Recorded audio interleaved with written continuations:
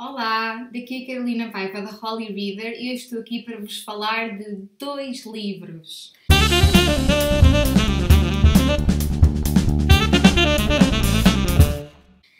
O primeiro desses dois livros é O Som e a Fúria, de William Faulkner, que eu acabei de ler ontem, e é um livro fantástico.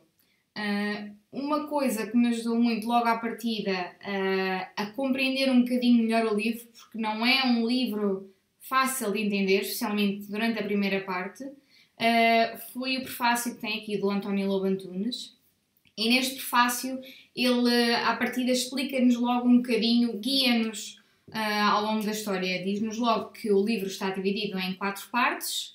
Nessas 4 partes existem 4 vozes, cada uma delas pertence a um membro da família Compson, sendo que na última parte o relato, a maior parte do relato é por uma das criadas da família, a Dilsey, e portanto eu vou-vos falar um bocadinho só de leve dessas partes. Na primeira parte temos o relato de um dos filhos da família Compson, que é o Benji. O Benji é um menino que tem uma deficiência e, portanto, o mundo que ele entende é basicamente composto por sons, cores, por pessoas entrarem e saírem da sala. Portanto, imaginam que o relato dele é muito confuso. Nem é bem confuso, é de uma realidade muito particular e, portanto, através disso nós não conseguimos perceber grande coisa da história. Portanto, durante a primeira parte entramos na história às cegas. Depois, na segunda parte, temos o relato deixem-me ver para não me enganar, do Quentin, exatamente, que é outro dos irmãos.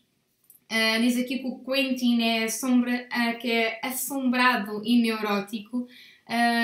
No entanto, eu achei o Quentin espetacular. Ele faz um relato muito tocante do último dia da vida dele. E, portanto, isto não é spoiler, porque diz no prefácio. Ele vai se suicidar no dia seguinte, portanto, ele está-nos a relatar os últimos passos que ele dá durante o último dia da sua vida e, portanto, podem imaginar, é bastante tocante. Nesta parte, nós começamos um bocadinho a entrar dentro da aura triste do livro, é muito trágico. Aí, na segunda parte, percebemos mais uma ou outra coisa, no entanto, ainda está tudo muito por definir. Uma coisa que o autor faz é que coloca a itálico de cada vez que está a mudar de tempo. Portanto, temos o texto normal, estamos a lê-lo e de repente aparecem-nos algumas frases em itálico que remetem a um tempo anterior àquilo que está a acontecer. Nesse sentido, ele ajuda-nos, no entanto, a maior parte das vezes que ele coloca essas palavras em itálico são palavras que não fazem grande sentido ou que seguidas não têm grande significado para nós. A maior parte das vezes são nomes, são chamamentos até, ou palavras soltas que ele coloca interligadas, de maneira que nós apenas conseguimos ficar com o sentimento que aquilo nos provoca ao ler aquilo e não com o significado daquele acontecimento. Uma coisa que o autor também faz e que notei é que durante algumas páginas ele escreve sem pontos e sem vírgulas. Portanto, nós temos páginas e páginas seguidas em que não existe pontuação. E é impressionante que nós apercebemos, tal como em Saramago, que não é preciso nada disso, nós entendemos perfeitamente. Aliás, parece que até é melhor, é muito curioso. Eu achei isso muito engraçado, que por vezes estava a ler e às tantas, quando chegava ao final da página, é que percebi, espera lá, mas isto não tem pontos nem tem vírgulas, e eu percebi tudo, e aliás, dá um ritmo tão mais natural e ao mesmo tempo intenso à história que eu achei fantástico mesmo.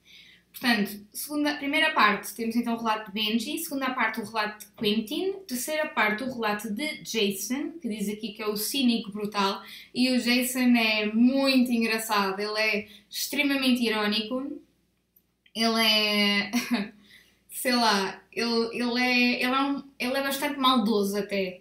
E aqui nesta terceira parte, para mim, foi quando a maior parte do véu se levantou e algumas coisas começaram então a fazer ligação.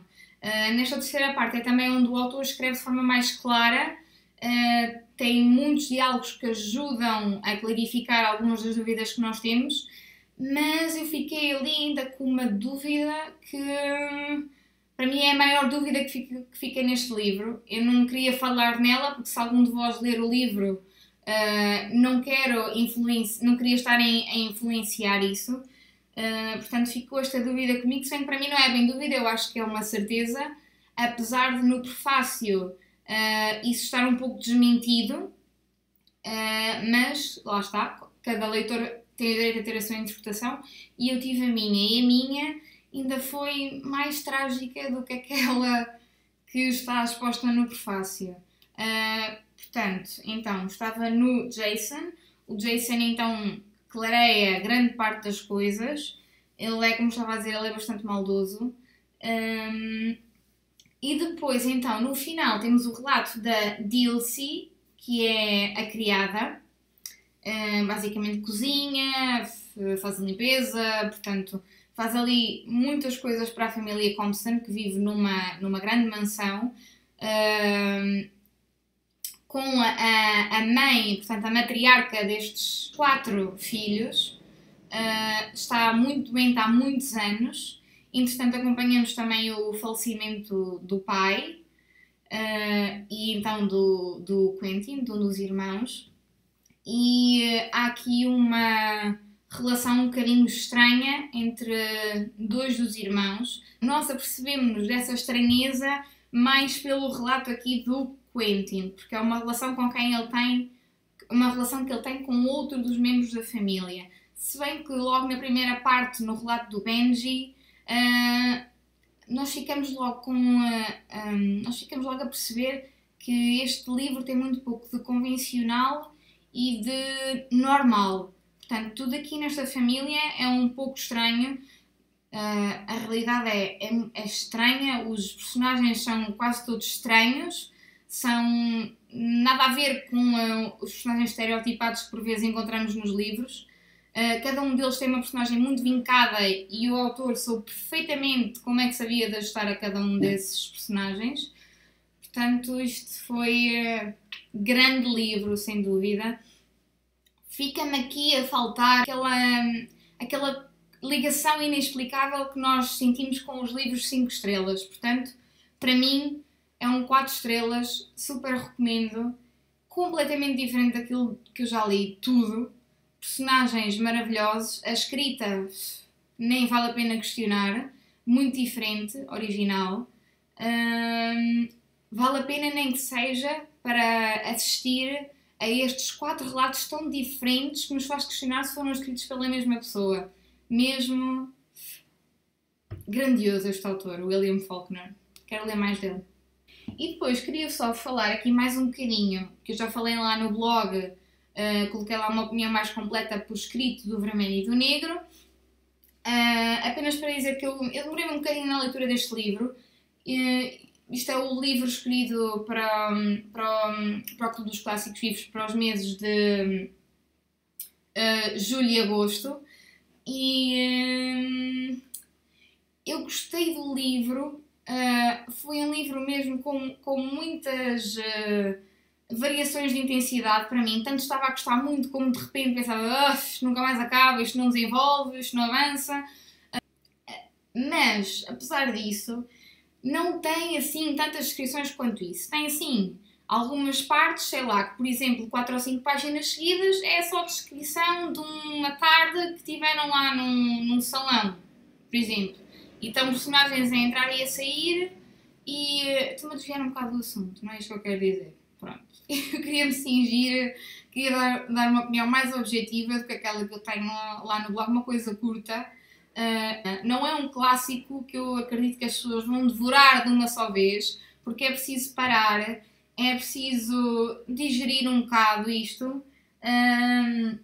é preciso ter um bocadinho de paciência para não largar o livro e continuar, mesmo que não estejamos a gostar muito naquela altura, porque a seguir compensa. Para mim é um livro muito uou, para cima e para baixo, para cima e para baixo. O que também faz um bocadinho parte, não é? Não podemos estar sempre com um livro cheio de acontecimentos ou com um livro em que não acontece nada, não é? Tem o personagem que é o Juliet, que eu já vos falei lá também, que é um personagem muito engraçado, que vou-me lembrar dele para sempre. Eu achei especialmente piada ao facto dele quase nada do que ele faz refletir aquilo que ele pensa ou que ele sente. Achei isto fantástico mesmo. E nós, enquanto leitor, termos esta perspectiva de ok, ele não está a pensar nada disto, ele não está a sentir nada disto e ele fez aquilo. Portanto, são coisas completamente contraditórias. Ele faz isto ao longo de todo o livro e os objetivos que ele tinha no início vão-se... ele vai tentando manter aquilo na cabeça, mas ele não consegue. Ele não consegue ser fiel àquilo que ele estabeleceu inicialmente e, portanto, aquilo vai tudo por aí abaixo. E é engraçado no sentido de ficarmos a observar este personagem derramar-se na lama, digamos assim. Um clássico bom, muito giro, muito engraçado. Com partes, por vezes, um bocadinho aborrecidas, na minha opinião, claro.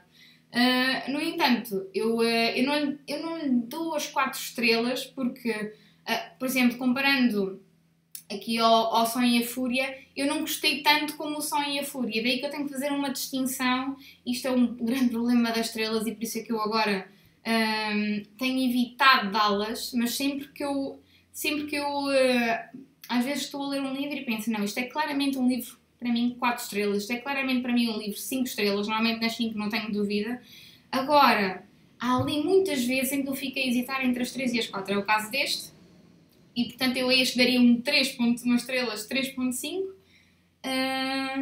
o que quer dizer que é um livro bom, atenção, eu acho que 3 estrelas e meia é uma boa pontuação para um livro. Era destes 2 livros que eu vos queria falar um bocadinho sobre eles. Oi. Assim, não. Assim, ups. E 2 bons livros, 2 boas leituras. Este aqui do Sonho e a Fúria eu tinha o designado para a leitura de setembro. Entretanto, deixei os outros todos para trás. Eu ainda tinha para ler até o final de agosto. E peguei neste e isto voou. Eu li isto acho que em 2 dias.